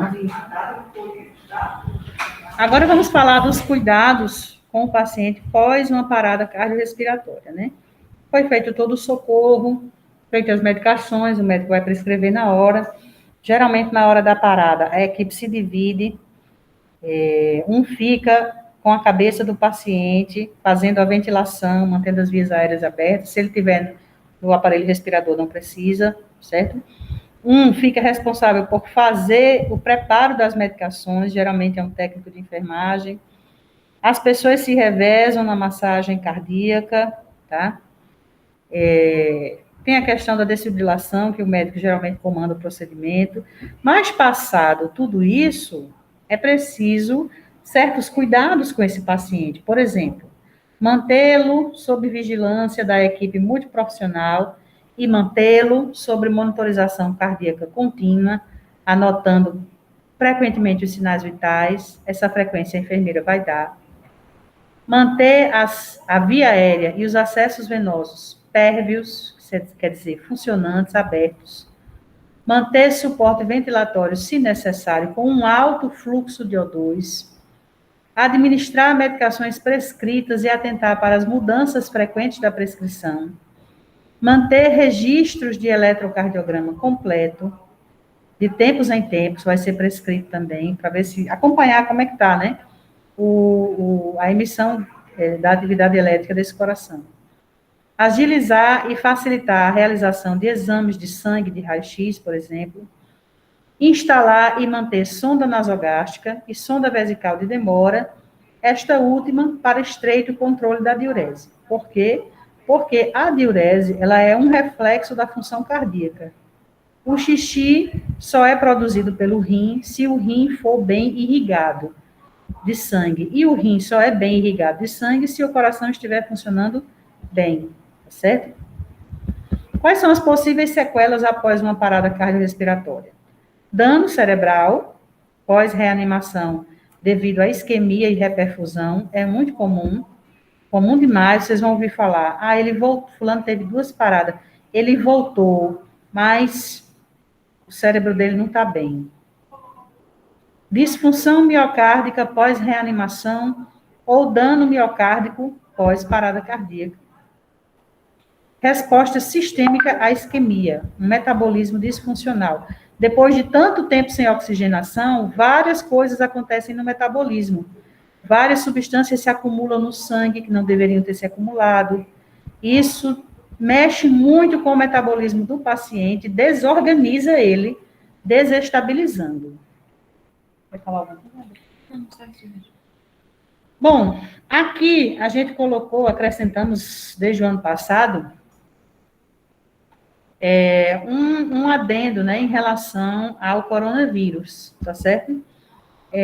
Então, é preciso prestar o mesmo atendimento ao paciente, porém tendo certos cuidados a mais, porque a gente vai estar muito próximo, a gente vai estar manuseando via aérea, tá? Então, aqui tem uma sequência de coisas que vocês devem atentar quando estiverem atendendo coronavírus. E quem é o paciente que tem coronavírus?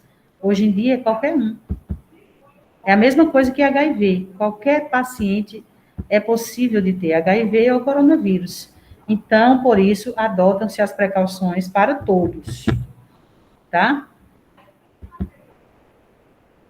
Olha, essa aula é longa, é uma aula muito rica de informação, e é uma aula que requer uma leitura atenta no material, requer que você vá lendo o material e tirando suas dúvidas pelo Google. Se for o caso, assista novamente a aula. Nós vamos preparar um exercício bem direcionado para ver se fixa as partes mais importantes do conteúdo para vocês. Certo? E que vai ser muito necessário quando vocês estiverem na prática. Né? Em todas as situações, seja desde um atendimento ali numa atenção básica, né, dependendo ali da unidade, se tiver um carrinho de parada, né, uma grande parte hoje em dia não tem, por exemplo, o desfibrilador, mas você tem como iniciar a reanimação. Mas dependendo da unidade que você tiver isso, você vai precisar reconhecer uma parada, você vai precisar fazer toda essa questão de conferência, né, você precisa iniciar a reanimação. Então, são assuntos que são muito importantes para a vida prática de vocês, para a vida profissional. Embora seja um conteúdo um pouquinho denso, tem algumas particularidades, mas vocês vão ser bastante cobrados quando vocês estiverem trabalhando em relação a esse conteúdo. Às vezes, tem até alguns locais que eu já ouvi falar que quando você vai fazer uma entrevista de emprego, dão alguns temas para você falar sobre, né? E aí eu já vi muitos colegas dizerem que um dos assuntos que eles pedem muito é a assistência de enfermagem durante uma parada cardiorrespiratória. Para você saber o básico. Você sabe, Márcio, como é que você se comporta diante de uma parada? Mesmo que você vai trabalhar numa clínica médica, você tem que saber, porque pode ter gente parando numa clínica médica, numa UTI, numa emergência, em todos os setores. Então, já ouvi vários colegas dizerem que são assuntos que muitas vezes foram pedidos para você falar durante uma entrevista de emprego. Diga aí o que você vai fazer durante uma parada. E aí você precisa ter esse conhecimento teórico. Dúvidas, perguntas?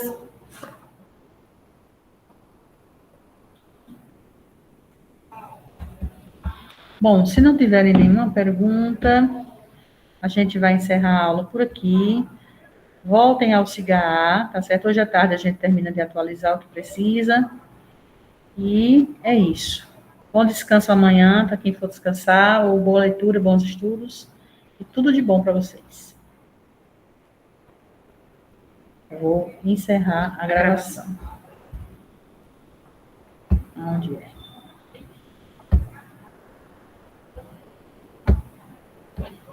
Olha, pouquíssima gente.